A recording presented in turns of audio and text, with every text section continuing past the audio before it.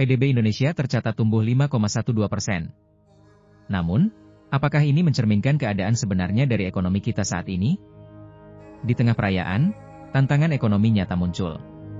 Pengangguran meluas, banyak yang terkena PHK, dan angka kemiskinan semakin meningkat.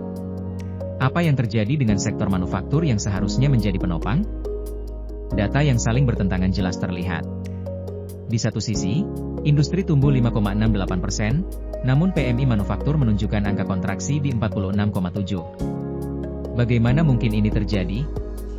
Investasi yang dilaporkan oleh BPS dan BKPM juga memberikan gambaran yang membingungkan. Ketidakcocokan data ini membuat kita semakin sulit memahami keadaan ekonomi kita saat ini. Di saat menjelang Idul Fitri, konsumsi rumah tangga hanya meningkat 4,97%. Sebuah angka yang tidak biasa mengingat biasanya terjadi lonjakan konsumsi. Apa penyebabnya di tahun ini? Mobilitas yang terbatas dan perayaan yang singkat mungkin menjadi faktor utama. Kita perlu memahami lebih dalam tentang angka-angka ini agar tidak terjebak dalam asumsi yang keliru. Transparansi dalam pengumpulan data sangat penting.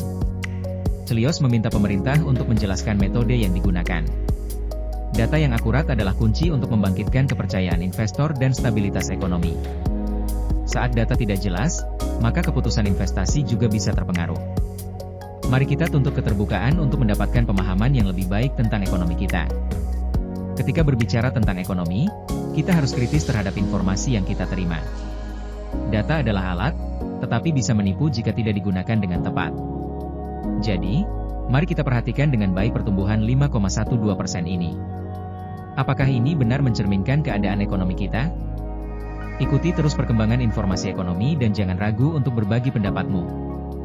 Dukung kami dalam menyebarkan informasi yang akurat dengan like dan subscribe, agar semakin banyak orang yang mendapatkan pemahaman yang jelas tentang keadaan ekonomi. Jangan biarkan diri kita terjebak dalam kebingungan. Mari bersama-sama memahami dan menganalisa data ekonomi dengan baik.